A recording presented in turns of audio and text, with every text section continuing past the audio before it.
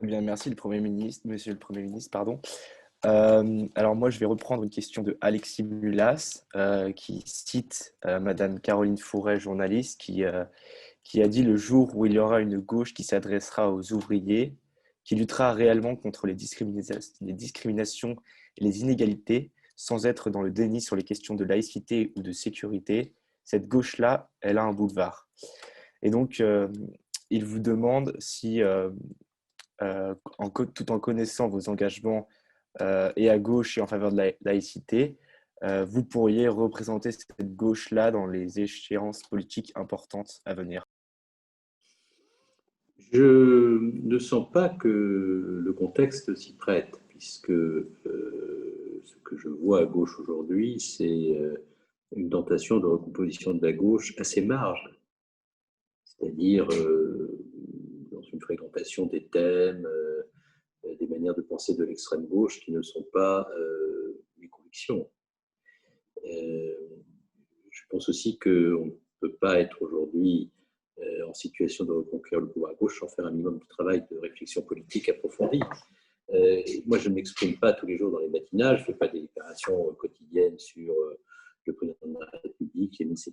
Mais j'essaie de réfléchir un peu. J'ai l'an dernier publié un long article dans le débat sur la mutation écologique et sur la crise climatique. Je publierai le mois prochain près de 20 pages d'articles sur la politique étrangère. J'ai fait le premier tome de mon expérience à Beauvau avec le livre à l'épreuve de la violence, et je prépare un second tome sur le sens de notre nation, sur les valeurs, la République, la France, ce que cela signifie aujourd'hui.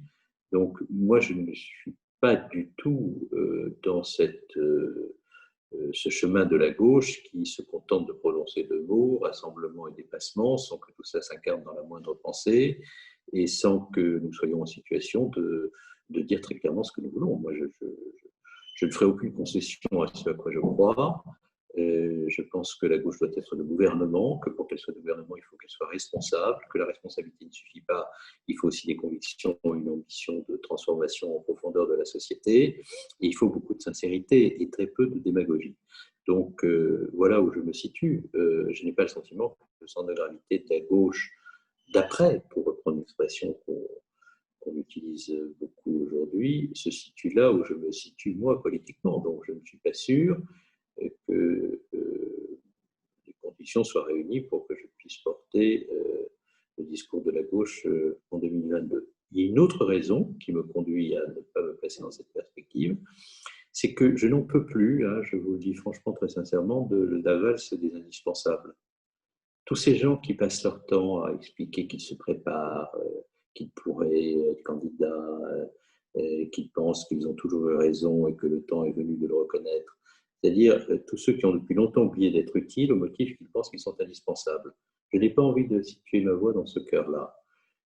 Moi, si je peux être utile, je le serai. Je ne m'estime pas du tout indispensable. Les Français n'attendent pas ma parole, ma voix ni mes initiatives. Quand je dis des choses, parfois ils les approuvent, parfois ils les désapprouvent. Je leur dis sincèrement ce que je pense. Si je peux être utile, je ne refuserai jamais mon concours à mon pays. Mais de là à me livrer à cette espèce de numéro grotesque d'étalage d'ego dans les matinales radiophoniques et télévisuelles, ne comptez pas sur moi pour ça.